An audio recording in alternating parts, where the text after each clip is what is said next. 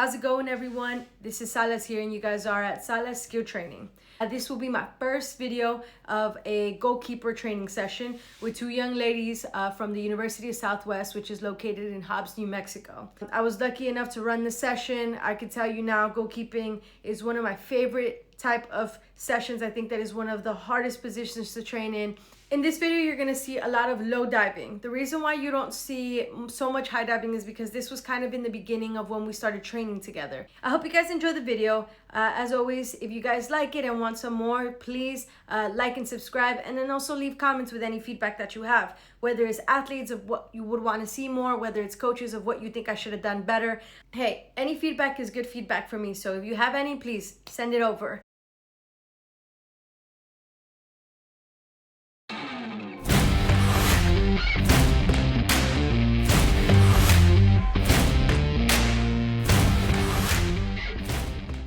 The first drill that we have here is a setup of 3 cones. It can be 3 cones or 3 poles, whatever you have. And it's just a matter of reaction. You can see that for the first drill, we just have the goalkeeper getting the first ball. There's no second ball. After they get a couple repetitions, which in this case we did about 5 each, we now move it by adding an extra ball. As soon as they get the first one, they quickly have to react for the second ball on the opposite side. You are going to see some videos where some of these girls don't get every single ball, and that's okay, because the reality is that they're probably not going to get each ball.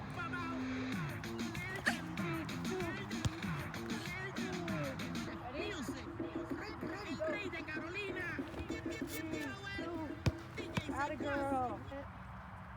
Go. Up, 3, 2, 1. In this drill, we have about 2-3 balls on each side. The whole purpose is to try to get a rhythm going without stopping, where she blocks it from her right side on one end, which is the side I'm in, and then on the opposite side, she blocks it on the left.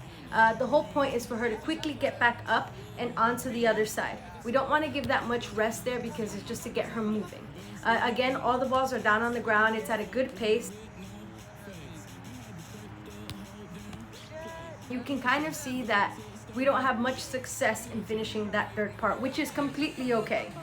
I still share the clip because even though you don't see so much of a consistency in that specific part of the drill, right, the third pole, it's important to kind of understand that sometimes in some drills, it's not always going to work out.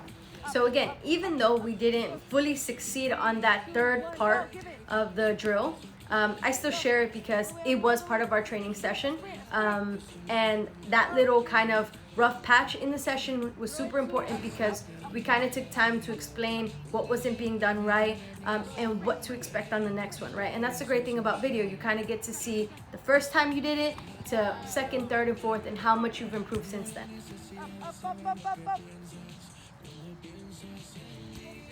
Up. Up. Now sprint. Come on. I have 2 poles close together about 3 to 4 feet apart, and that's just so that I can put the ball bag on top to kind of mess up the view of the goalkeeper for what we're gonna do next. The whole purpose of this drill is to kind of block the view of the goalkeeper, make it a little bit difficult for them to know what to expect, but get them to be on their toes for a ball that's coming either on the right or left side. They have to then react, and then once they block it, hit it out, or even not touch it at all, they gotta quickly get up again for the second ball. Here you are gonna see a little bit of lower balls to higher and higher balls. From here, we got a good rhythm on them going low and dropping and diving low, which is great. So we're slowly building up to kind of get higher. And that wasn't really the focus of the whole practice, but you know, we're kind of getting to know each other's strengths and weaknesses to see what we can do and how we can push each other in the next drills or in the next session. They start off first on the opposite side, calling keep for a ball in the air. Then they have to get low, right in front of the ball bag, until they feel a ball coming or they see a ball coming, and then react. As soon as they react, they then get up and go to the opposite side to block a ball coming towards the opposite pole. As you can tell, they're starting to get a bit more comfortable diving in the air. And you can also tell that the diving is not super high. They kind of don't leave the ground so much. Their feet don't leave the ground so much. Listen, these girls have been up since 5:30. They started training at 6, and they have a session coming up at 2 p.m. This deserves a celebration because they've been kicking ass.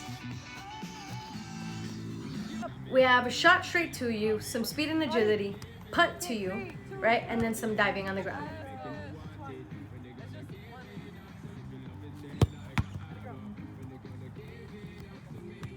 Three, two, one.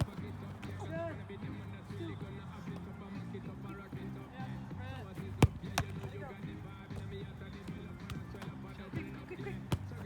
Good. Three.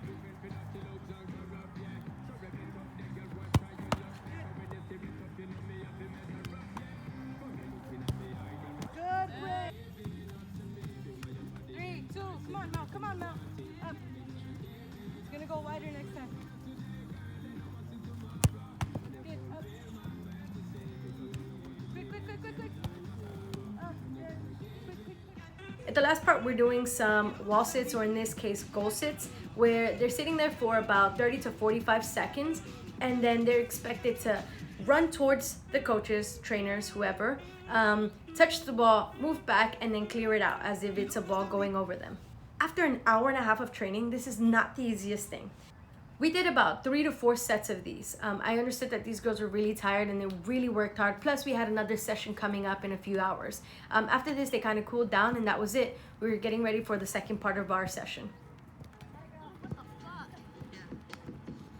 All right, guys, I hope you guys enjoyed the video, and I hope you guys learned something. Again, any feedback would help. I still have a lot of learning to do as well. You know, there's always room to grow. Once again, guys, like and subscribe. This is Salas, and I hope you guys liked today's video.